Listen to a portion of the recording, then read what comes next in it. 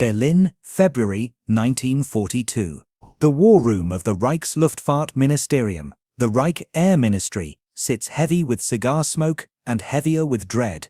Around the mahogany table, Luftwaffe commanders shuffle through reports that make no sense. Maps covered in red crosses, each cross a bomber that didn't come home. The losses over Britain have become unsustainable. General Oberst Hans Jeschonnek, chief of the Luftwaffe General Staff, slams his palm on the table. Gentlemen, we have a problem. 6 months ago, our night raids over Britain were successful. Losses were acceptable, perhaps 5% per sortie. Now, he pauses, letting the silence do its work. Now we're losing 15, sometimes 20%. In a single night, the numbers don't lie. Between September 1940 and March 1941, the Luftwaffe flew 12,000 night bomber sorties over Britain and lost roughly 600 aircraft, a manageable 5%. But since late 1941, something has changed. RAF night fighters have become lethally effective. German bomber crews who survive speak of attacks coming from nowhere. No searchlights, no warning, just sudden cannon fire from the darkness, and their comrades' aircraft exploding in flames. An intelligence officer stands, nervous. He's brought the answer his superiors demanded. He places a folder on the table. The cover reads, Britische Nachjagd-Taktiken, British Night Fighter Tactics. Herr General Oberst, we believe we've identified their advantage. Jeschonnek opens the folder. Inside, translated excerpts from British newspapers, the Daily Mail, the Telegraph, stories about RAF pilots with extraordinary night vision, interviews with squadron leader John Cunningham, the man the British press calls cat's eyes. The articles all mention the same thing, carrots. According to British sources, RAF pilots have been placed on special diets rich in vitamin A, carrots, particularly. The vitamin enhances their natural night vision, allowing them to spot German bombers at distances impossible for normal human eyesight. Several pilots claim they eat carrots before every mission. The Ministry of Food has even launched a public campaign, Carrots Keep You Healthy and Help You See in the Blackout. One commander snorts, carrots, they're defeating us with vegetables. But Jeschonnek isn't laughing. Intelligence reports from multiple sources confirm it. British pilots are indeed consuming increased quantities of carrots. The science isn't implausible. Vitamin A does support eye health, and deficiency can cause night blindness. Perhaps the British have simply discovered that optimal nutrition provides a marginal advantage, and in aerial combat, margins matter. Issue dietary recommendations to our night fighter squadrons. Jeschonnek orders, if carrots provide even a 2% improvement in visual acquisition, we need it. The folder closes, the meeting ends. The Luftwaffe will spend the next 2 years investigating British nutrition programs, trying to replicate their apparent success. 250 kilometers to the west, in a nondescript building in Bentley Priory, north of London, a very different meeting is taking place. Air Vice Marshal Trafford Leigh-Mallory, head of RAF Fighter Command, is reading the same intelligence report. The one his agents placed in German hands through carefully orchestrated leaks to neutral press contacts. The one that's now sitting on Luftwaffe desks across occupied Europe. He passes the document to Wing Commander John Cunningham, the very pilot mentioned in the German report. Cunningham reads it, and allows himself a rare smile. They've bought it, sir. Completely. Our sources in Lisbon confirm the Germans are taking the carrot story seriously. They're looking in entirely the wrong direction. Someone in the room laughs, a short, sharp bark of amusement, because the truth is so much stranger than the lie. The truth is sitting in Cunningham's Bristol Bullfighter at this very moment, installed in a secret compartment in the nose, a crude, temperamental, revolutionary device that the Germans don't yet know exists. Airborne Interception Radar, AI for short, and if the Germans discover it before the technology matures, before British engineers solve its countless problems, before enough aircraft can be equipped, if they discover it now, they'll develop countermeasures, they'll jam it, they'll render it useless. The carrot story isn't just propaganda, it's a shield, a deception operation to hide Britain's most valuable secret weapon, the fact that RAF night fighters can see in the dark, not with enhanced biology, but with enhanced physics. This is the story of history's sweetest lie, the lie that fooled Hitler's intelligence services for 3 years, the lie that helped save Britain. To understand why Britain needed this lie, you must first understand the crisis of 1940–41. The date, the 7th of September 1940, the time just after 4 p.m, the place London's East End. On that Saturday afternoon, 348 German bombers, Heinkel 111s, Dornier 17s, and Junkers 88s, crossed the English coast in broad daylight, escorted by 617 fighters. They flew up the Thames estuary and unleashed hell on London's docklands. By the time the raid ended, 448 civilians were dead, and the docks were ablaze. That night, 247 more bombers returned under cover of darkness, and dropped another 300 tons of high explosives, and thousands of incendiaries. The Blitz had begun. For 57 consecutive nights, German bombers would strike London. Then they expanded their targets: Birmingham, Liverpool, Manchester, Glasgow, Sheffield, Bristol, Plymouth, Southampton, Coventry. Every industrial city, every port, every center of war production became a target. The statistics are staggering. Between September 1940 and May 1941, a period of just 8 months, German bombers flew over 30,000 sorties against British targets. They dropped 35,000 tons of high explosives and millions of incendiaries. The human cost: 43,000 civilians killed, 139,000 seriously injured. Nearly 1 million homes were damaged or destroyed. But here's the crucial detail that shaped everything that followed: the Germans did most of this damage at night. During the day, the RAF could fight. Spitfires and Hurricanes had proven themselves during the Battle of Britain in summer 1940.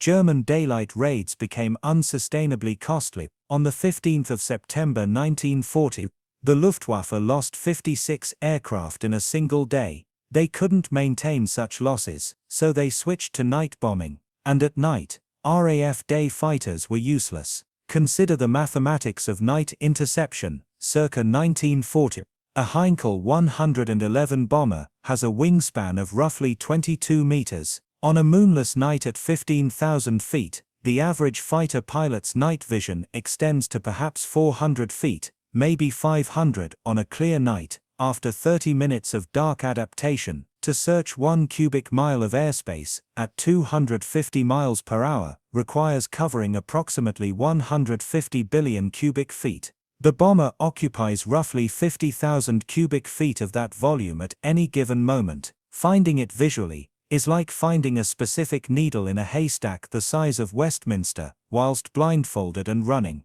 The RAF tried everything. They positioned single-engine fighters in patrol boxes over known approach routes, hoping for visual contact by moonlight. Success rate: less than 1%. They tried cat's eye patrols where pilots with supposedly superior night vision would lurk near searchlight batteries, waiting for ground crews to illuminate a target. On a good night with a full moon and cooperative weather, a skilled pilot might spot a bomber silhouetted against clouds. Flight Lieutenant Guy Gibson, who would later lead the famous Dambusters raid, flew 99 night sorties in early 1941. He scored exactly 1 kill. Ground controllers tried to help. They tracked incoming raids on chain-home radar stations and radioed vectors to airborne fighters. Bandit at Angels 15, heading 270.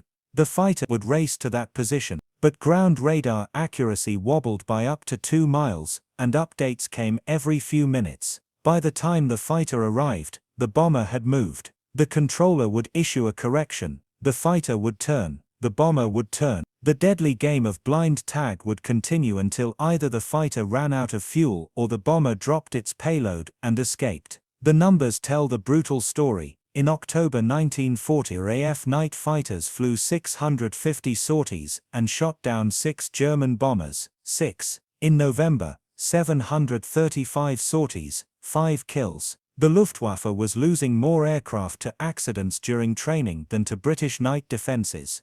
Air Chief Marshal Hugh Dowding watched his nation burn. His fighters had saved Britain during the day, but darkness rendered them impotent. Industrial cities were being systematically destroyed. War production was being throttled. Civilian morale was fracturing. On the night of the 14th of November 1940, the crisis reached its peak. Coventry.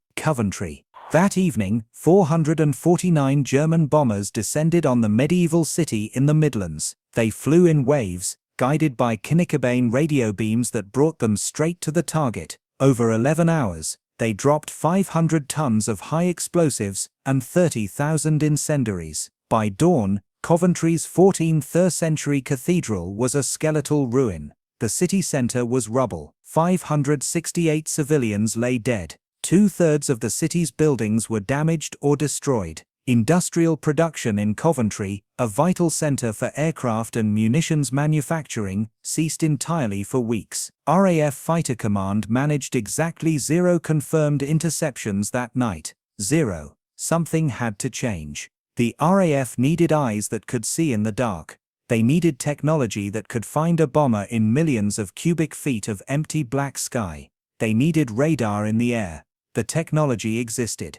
Barely. Since 1939, a team of scientists at the secret research station at Bordsey Manor on the Suffolk coast had been working on what seemed impossible, shrinking a radar system the size of a house into something that could fly. Radar, radio detection and ranging, was Britain's miracle weapon in 1940.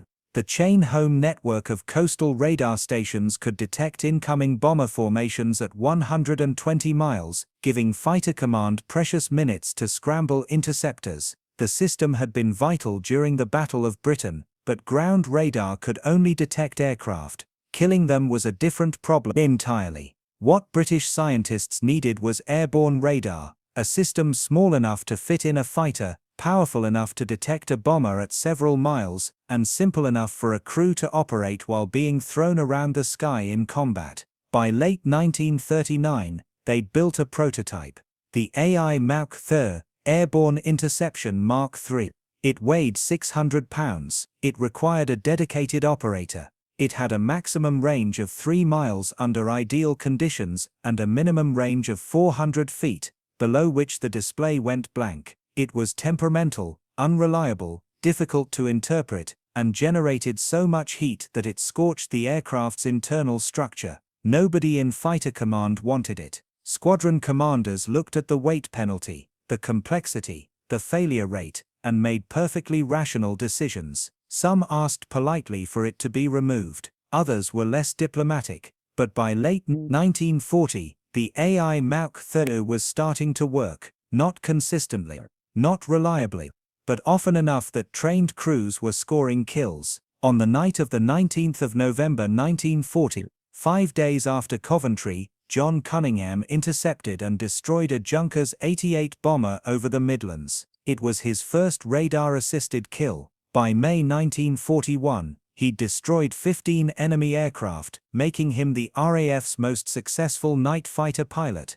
The secret was the glowing green display in his cockpit and the exceptional skill of his radar operator, Flight Sergeant Jimmy Ranslew, who guided Cunningham to within visual range with uncanny precision. But here was the problem. The more successful AI radar became, the more likely the Germans were to discover it existed. And in early 1941, the technology was still desperately vulnerable. The AI's maximum range of 3 miles meant German bombers could potentially detect the radar emissions before the British fighter detected them, if they knew what to look for. The system's reliability was abysmal. A survey in March 1941 found that only 38% of AI-equipped aircraft had functioning radar on any given day. Vacuum tubes burned out, connections corroded, moisture infiltrated the electronics, and the Germans were very, very good at signals intelligence. If they captured an AI-equipped aircraft, if they realized what the British had, they could develop countermeasures within months. Jamming equipment, radar warning receivers. They could render the entire system obsolete before it matured. British intelligence knew the Germans were watching. German signals intelligence had already noted unusual radio frequency emissions from RAF night fighters during interceptions. They were asking questions. Their technical staff were undoubtedly analyzing what data they could gather. The Air Ministry needed time. Time for engineers to develop better versions. The MK, the MK, the MK, the MK, the cavity magnetron-based systems that would eventually prove unstoppable. Time to train more crews. Time to equip more squadrons. Time to turn a temperamental prototype into a war-winning capability. What they needed was a distraction. A false explanation for RAF night fighter success that would satisfy German curiosity and point their investigation in the wrong direction. Room 39, Naval Intelligence Division, Admiralty Building, London. January 1941. A meeting of an unusual sort is taking place. Present are representatives from RAF Fighter Command, the Ministry of Information, Britain's Propaganda Department, Naval Intelligence, and MI6. On the table, the problem of explaining RAF night fighter success without revealing the existence of airborne radar. The numbers are becoming impossible to ignore. In December 1940, RAF night fighters destroyed 12 German bombers. In January 1941, 18. The success rate is climbing steadily as crews master the temperamental AI equipment. Soon the Germans will demand an explanation.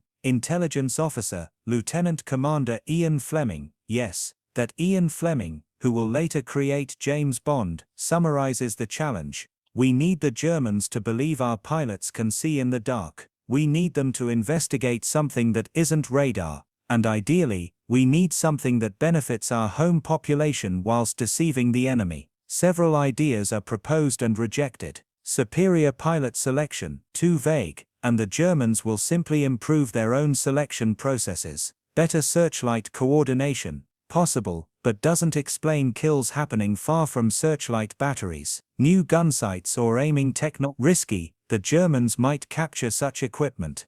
Then someone mentions the vitamin A research. It's well-established science, documented in medical literature since the 1920s. Vitamin A deficiency causes night blindness, nyctopia, the inability of the eyes to adapt to low light. Conversely, adequate vitamin A is essential for the production of rhodopsin, the photoreceptor pigment that enables vision in dim light. The logic is elegant if deficiency causes blindness. Perhaps excess provides enhanced vision. It's not true. Beyond correcting deficiency, additional vitamin A provides no visual benefit, but it's plausible enough that enemy scientists might waste time investigating it. And Britain is growing carrots, lots of them. The war has disrupted imports of other vegetables, but carrots grow well in British soil. The Ministry of Food is already encouraging civilians to eat more carrots to compensate for reduced availability of other produce. A propaganda campaign linking carrots to improved night vision would serve double duty.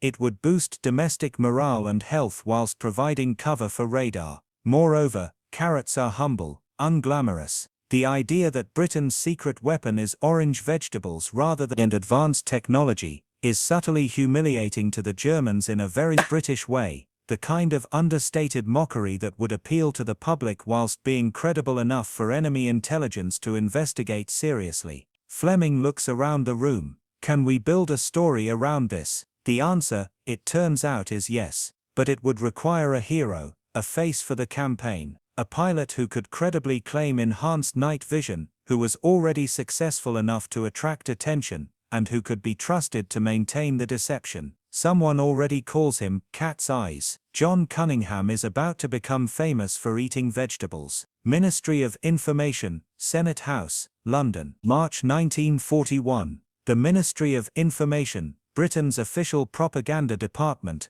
occupies a fortress-like Art Deco building in Bloomsbury that will later inspire George Orwell's Ministry of Truth in 1984. But in 1941, the men and women working here see themselves not as manipulators, but as warriors fighting with words and images instead of bullets. Their mission maintains civilian morale whilst simultaneously deceiving the enemy. It's a delicate balance. The carrot campaign must be credible to German intelligence whilst being useful to British civilians. It must explain RAF success without revealing classified technology, and it must be sustained long enough for that technology to mature. Dr. A.P. Moran, a nutritionist seconded to the ministry, receives an unusual brief: make the British public believe that carrots improve night vision, make it scientific enough to be credible, but simple enough for newspapers to print. Moran has the advantage of working with genuine science. Vitamin A truly is essential for vision.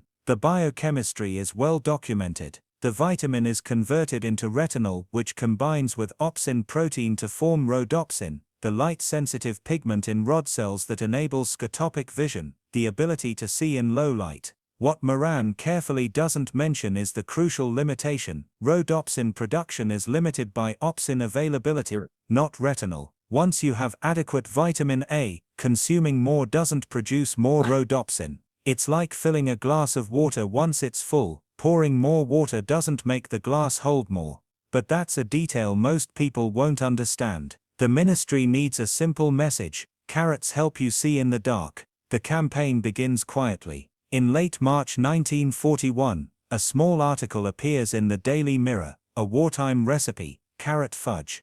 The article mentions, almost as an aside, that carrots are particularly rich in vitamin A, essential for good vision, especially in dim light. A week later, the Times runs a longer piece on wartime nutrition, buried in the fourth paragraph.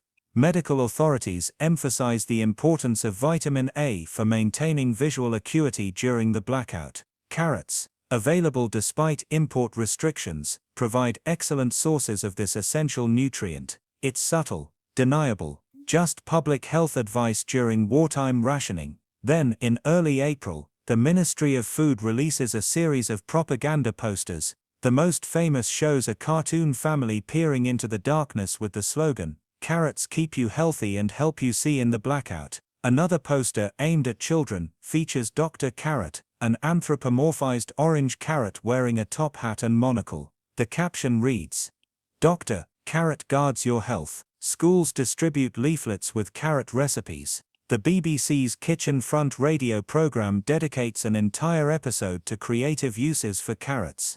It's working. Carrot consumption in Britain increases by 30% in spring 1941. People genuinely believe it's helping them navigate darkened streets during the blackout. And in a way, it is, not through enhanced vision, but through adequate nutrition at a time when many foods are scarce.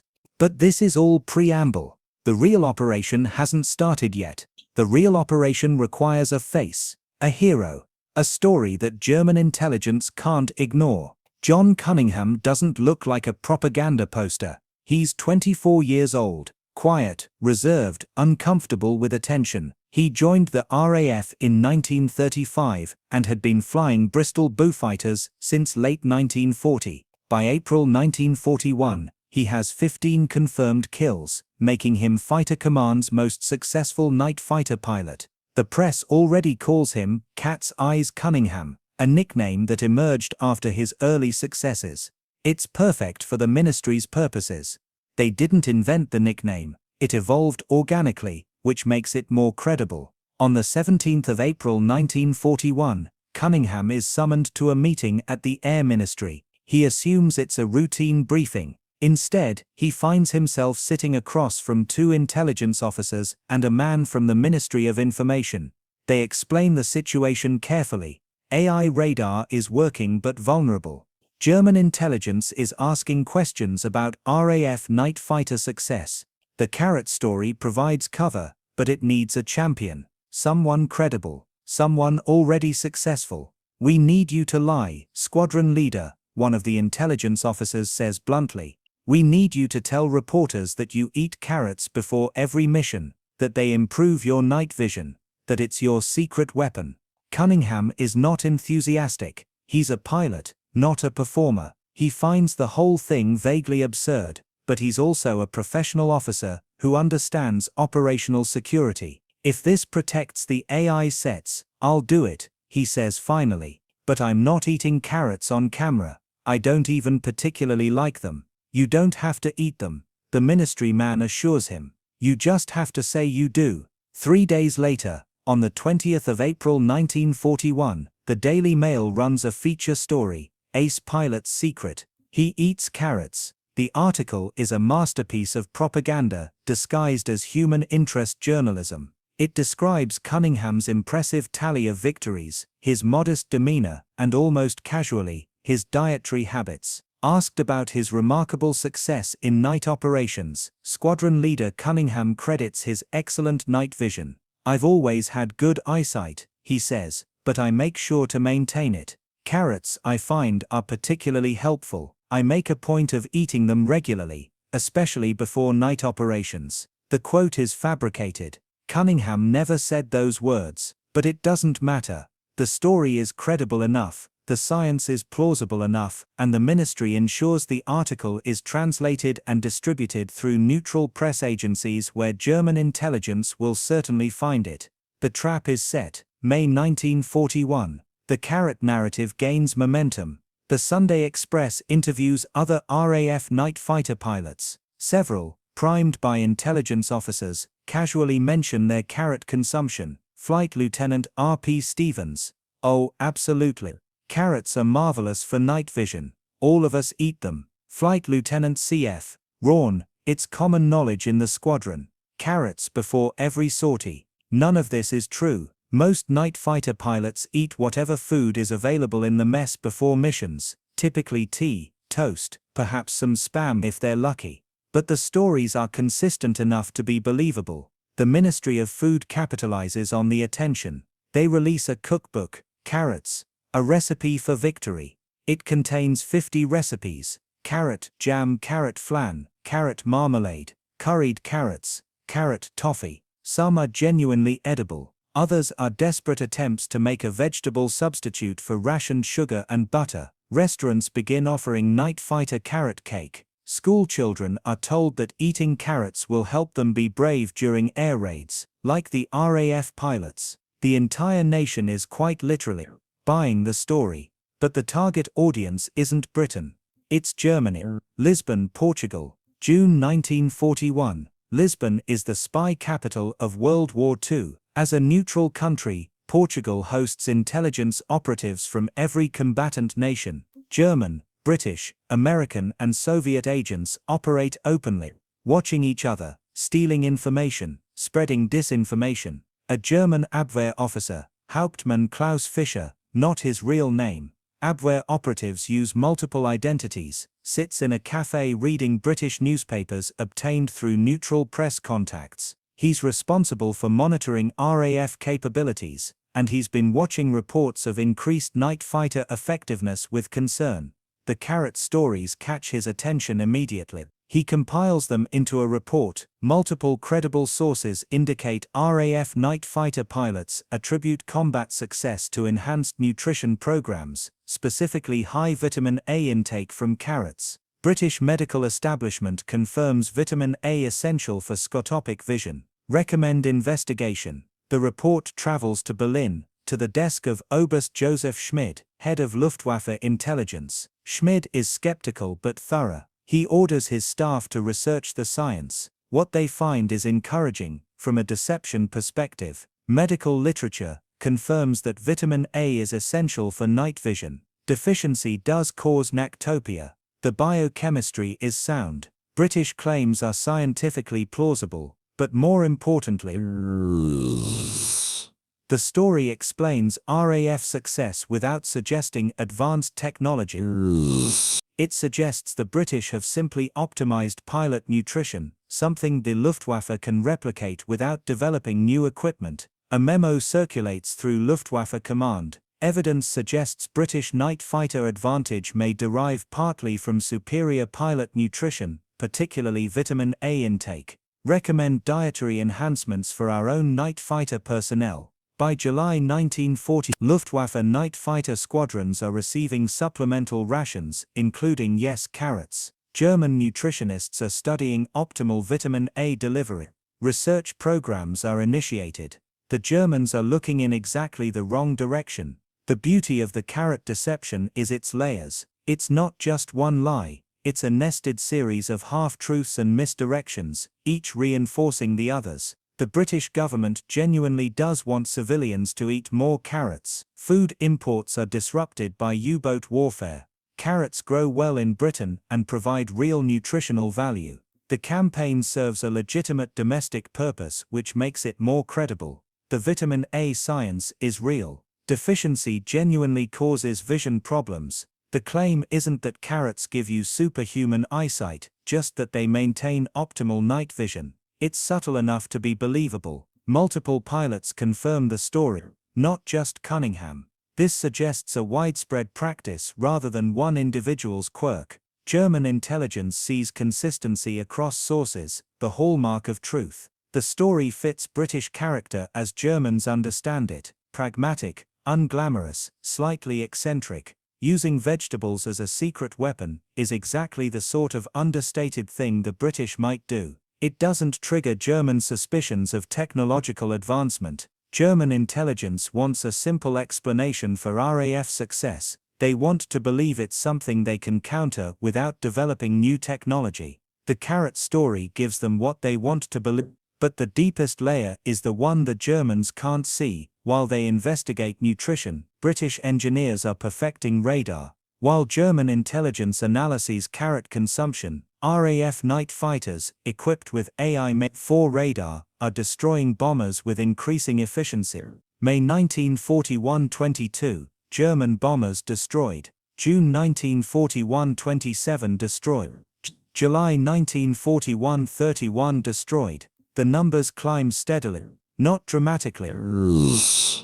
The technology is still temperamental, but consistently. Crews are learning to use the equipment effectively. Operators like Jimmy Rawnsley develop techniques for tracking targets through the radar's limitations. Rawnsley's running commentary during an interception on the night of the 15th of June 1941 demonstrates the skill involved. Contact 2 miles slightly left, turn port 5 degrees, steady.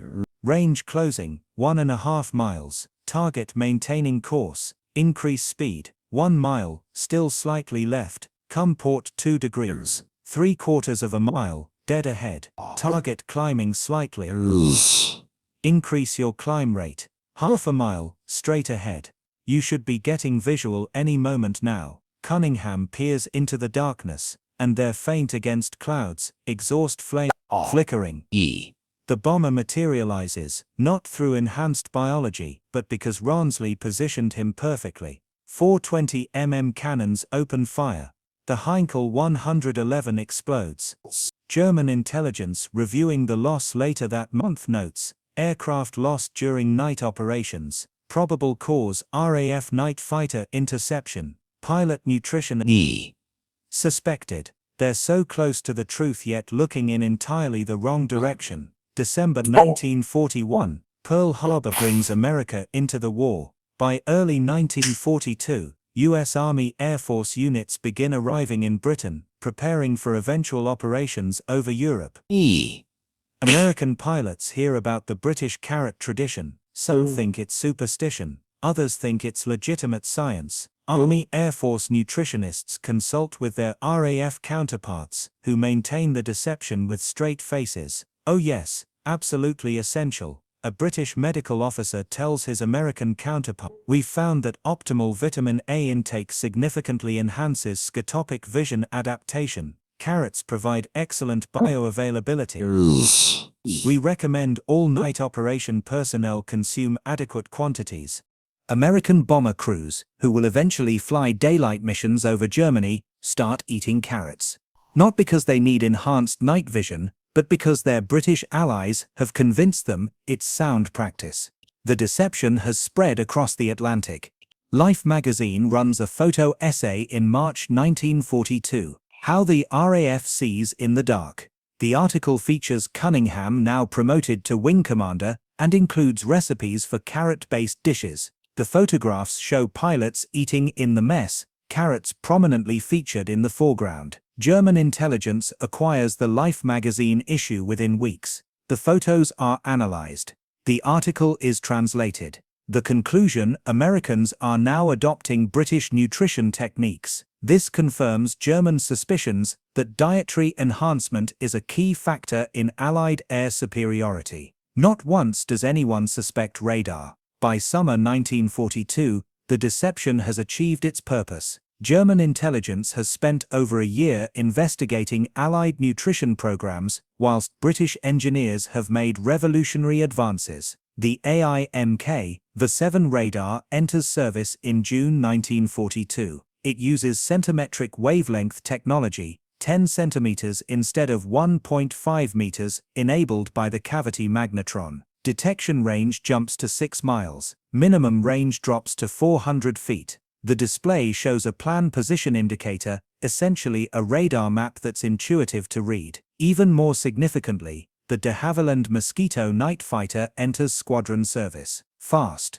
370 miles per hour at altitude, maneuverable, and purpose-designed to accommodate radar equipment. When a Mosquito crew achieves radar contact, they have the speed to close quickly and the agility to maneuver for the kill. The kill rate climbs dramatically. January 1942, 28 bombers destroyed. February 31 destroyed. March 38 destroyed. By mid-1942, German bomber losses over Britain are unsustainable. Experienced crews are dying faster than training can replace them. Morale is collapsing.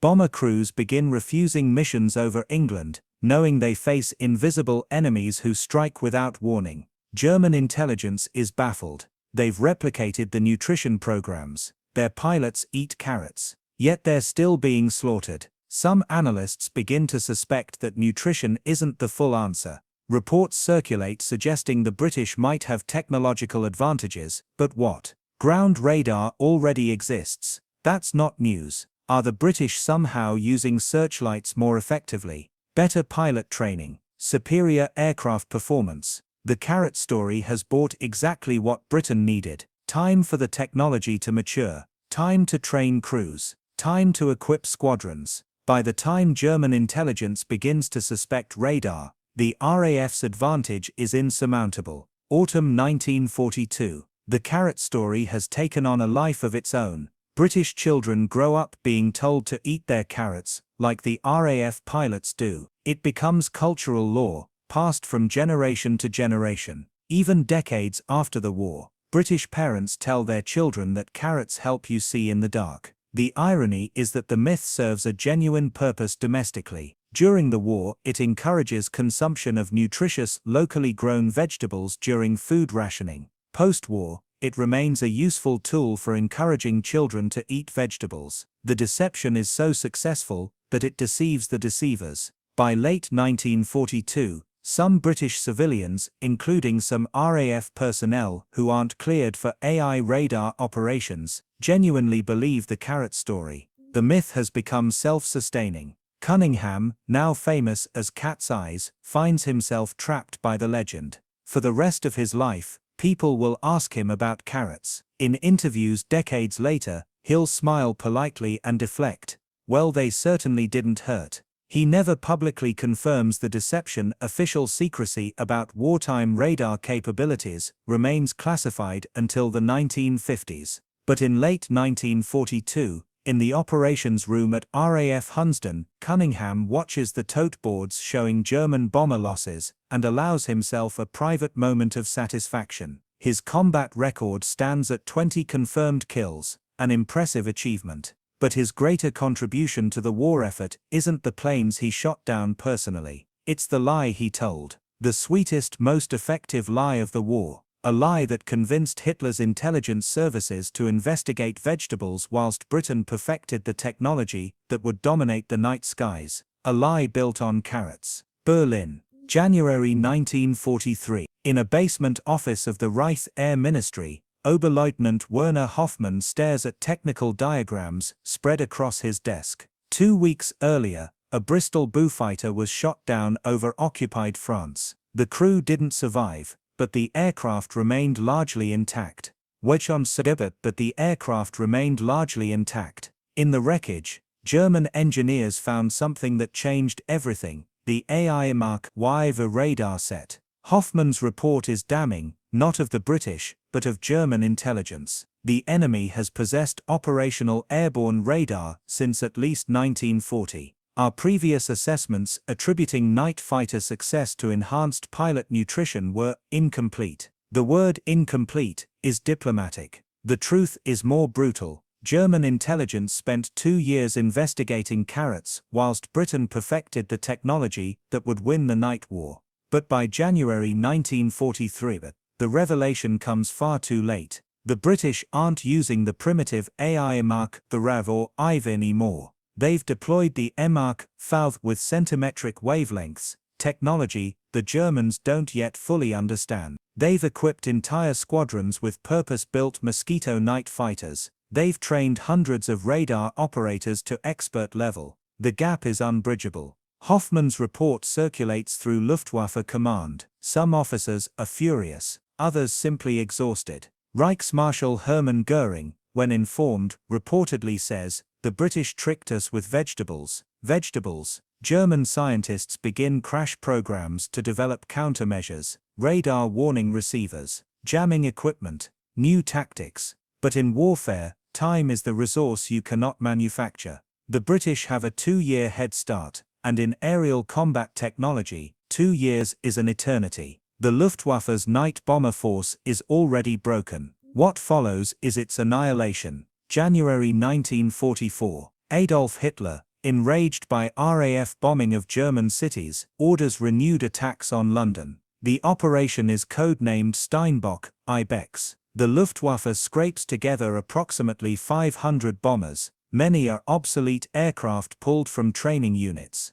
Crews include inexperienced pilots with barely 200 flight hours. They know what awaits them over Britain, but orders are orders. On the night of the 21st of January 1944, the first wave crosses the Channel. 447 bombers targeting London. RAF Fighter Command has been waiting. Ground controllers vector Mosquito night fighters into position. At 10,000 feet over Kent, radar operators begin acquiring contacts. Bandit, 8 miles, heading 270. The Mosquitoes close in. At 4 miles, pilots can often see exhaust flames. At 1 mile, the bomber's silhouette is unmistakable. 420 mm cannons. 2-second burst. The bomber explodes. Turn toward the next contact already visible on the radar display. That first night, RAF night fighters destroy 18 German bombers. 18 out of 447, a 4% loss rate.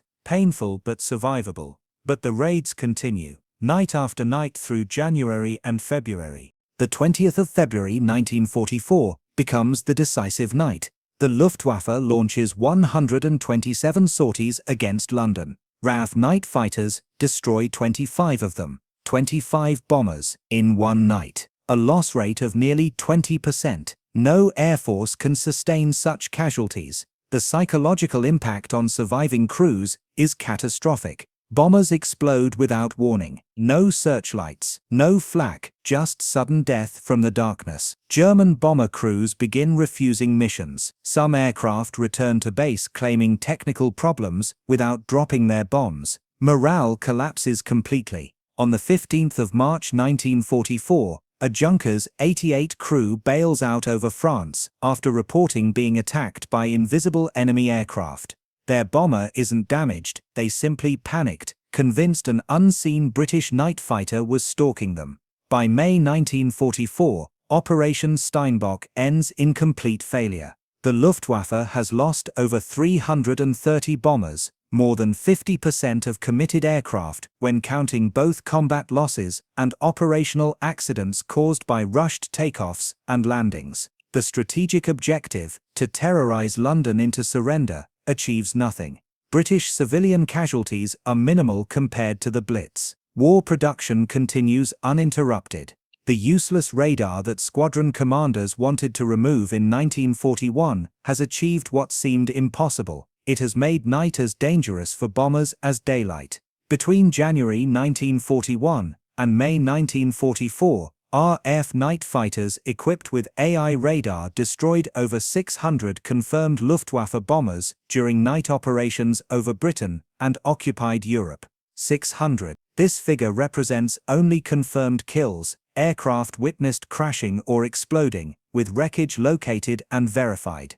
The actual number is almost certainly higher. Many damaged bombers limped back across the Channel, only to crash in France or disappear into the North Sea. The squadron tallies tell the story. Their top crew, squadron leader Michael Allen and Flight Lieutenant Tom Slack, accounted for 21 personally. Flying Mosquitoes with AIMAK VIII radar, they developed tactics other squadrons adopted, high-speed approaches, firing from minimum range, immediately turning toward the next contact. Specialists in long-range intruder missions, they hunted German bombers over France, as they formed up or returned to base. Extraordinarily dangerous work, flying deep into enemy territory, often alone. Flight Lieutenant Richard Stevens and Flying Officer Kellett scored 14 confirmed kills before Stevens was shot down over Belgium in October 1943. Remember them? This was the unit that wanted to remove AI equipment in early 1941.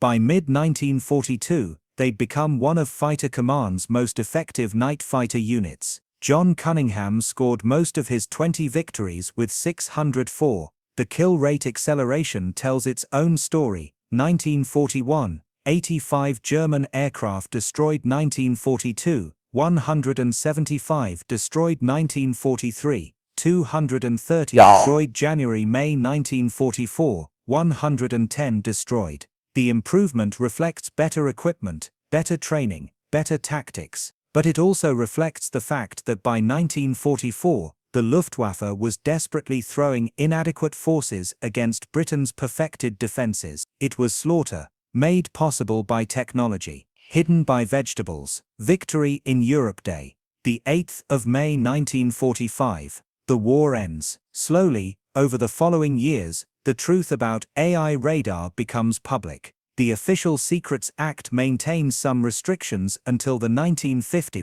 but veterans begin sharing stories. Technical journals publish articles. The full story of Britain's radar revolution emerges, and yet the carrot myth persists. In 1947, a British medical journal receives letters asking whether carrots genuinely improve night vision. In 1952, a school teacher in Birmingham teaches her pupils that RAF pilots ate carrots to see German bombers. In 1965, a BBC documentary about the Battle of Britain mentions Cunningham's famous carrot diet. Even into the 1980s and 90s, British parents tell their children, "Eat your carrots, they help you see in the dark." Most have no idea they're repeating a World War II deception operation. John Cunningham, retired and living quietly, never publicly confirmed or denied the story during his lifetime. When asked in a 1990 interview whether carrots really helped his night vision, he smiled and said, "Well, they certainly didn't hurt." The interviewer pressed, "But did they actually improve your eyesight?" Cunningham's smile widened slightly. "Let's just say I was very fortunate to have excellent equipment and an exceptional radar operator." That was the closest he ever came to revealing the truth. The carrot deception succeeded because it was perfectly designed. It wasn't just a lie, it was a useful lie that served multiple purposes simultaneously. For British civilians, it encouraged consumption of nutritious vegetables during food rationing. For German intelligence, it provided a plausible, non-technological explanation for RAF success. For the RAF, it bought precious time to develop radar into a war-winning capability. Most importantly, it worked because it was believable. The Germans wanted to believe that British success came from something simple, something they could replicate without developing new technology. The carrot story gave them exactly what they wanted to believe. This is the essence of successful deception, not making the enemy believe something impossible, but making them believe something plausible that leads them away from the truth. Modern militaries still study the operation, not for the specific tactics. Obviously, contemporary deception operations don't involve vegetables, but for the principles. Layer your deception, make it serve multiple purposes, give the enemy what they want to believe. Buy time for your actual advantage to mature. The strategic consequences rippled far beyond the immediate kill numbers. By 1943, the Luftwaffe had effectively conceded the night sky over Britain. This freed British industrial capacity completely. Factories ran night shifts without interruption. Ports operated 24 hours daily. The infrastructure that would supply D-Day, the largest amphibious operation in history, was built and assembled without German interference. Millions of tons of supplies, thousands of vehicles, entire prefabricated harbors accumulated in southern England, whilst the Luftwaffe watched helplessly from across the Channel. They knew the invasion was coming, they could see the build-up from reconnaissance flights. But they couldn't stop it, couldn't even significantly disrupt it, because their bombers couldn't survive British night fighters. A lie about carrots helped make D-Day possible. London, July 1976. At a Battle of Britain memorial event, an elderly John Cunningham, now 64 years old, encounters a German veteran. The man introduces himself as a former Luftwaffe bomber pilot who flew during the Blitz and later, Operation Steinbock. They speak carefully at first, two old warriors who once tried to kill each other. Then the German asks the question he's been carrying for decades. The carrots, was it true? Did they really help you see us? Cunningham looks at this man, a former enemy, now just another veteran haunted by memories of friends who didn't survive. He makes a decision. No, he says simply. It was radar. Airborne interception radar. We had it from late 1940. The carrot story was, well, it was cover. To stop you from knowing about the radar, until we'd perfected it. The German is silent for a long moment, then he laughs, a short bitter sound. Carrots. We wasted 2 years investigating carrots, and all along we were using technology you didn't know we had. Cunningham finishes. I'm sorry. Not sorry that we won. I'm not sorry about that. But sorry that you were deceived. It wasn't personal, it was just war. The German nods slowly. Just war, he repeats. Then but very clever, brilliant, even. We should have suspected. But carrots. He shakes his head, still disbelieving after all these years. They speak for another half hour, two old men finding common ground in shared memories of terror and survival. When they part, the German says, for what it's worth, Herr Cunningham, you were the better night fighter. Cunningham smiles. I had the better equipment, and a very good radar operator. Jimmy Ronsley, he was the one who really won those fights. I just pulled the trigger. It's a characteristically modest response from a man who shot down 20 enemy aircraft and helped pioneer the technology that changed warfare forever. A man who once lied about eating carrots, and in doing so, helped save Britain. So do carrots improve night vision? The answer is both yes and no. Yes, vitamin A is essential for the production of rhodopsin, the light-sensitive pigment in your eye's rod cells. Severe vitamin A deficiency does cause night blindness. No, once you have adequate vitamin A, which most people with normal diets do, consuming more doesn't improve vision. Your body can only produce as much rhodopsin as your eye cells can accommodate. Extra vitamin A doesn't give you superhuman eyesight any more than overfilling a glass makes it hold more water. The RAF knew this. German intelligence should have known it. But in the fog of war, when you're desperate for answers and someone offers you a plausible explanation, you take it. Especially when that someone is feeding you exactly what you want to hear. The British lied. The Germans believed. 600 bombers fell from the night sky.